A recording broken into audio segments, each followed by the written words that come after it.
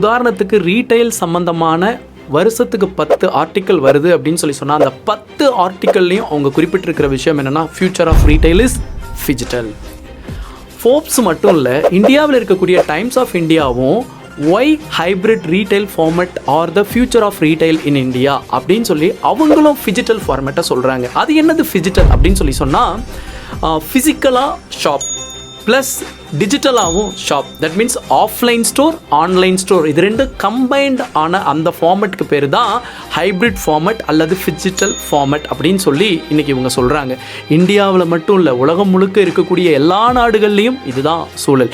அப்போது retail trend, ரீட்டைலில் நான் பெருசாக வளரணும்னு யாராவது ரீட்டைல் பண்ணிகிட்ருக்கீங்க அப்படின்னு சொன்னால் உங்கள் பிஸ்னஸை ஃபிஜிட்டல் ஃபார்மேட்க்கு அப்கிரேட் பண்ணிக்கோங்க.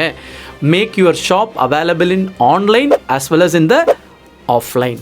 All the best.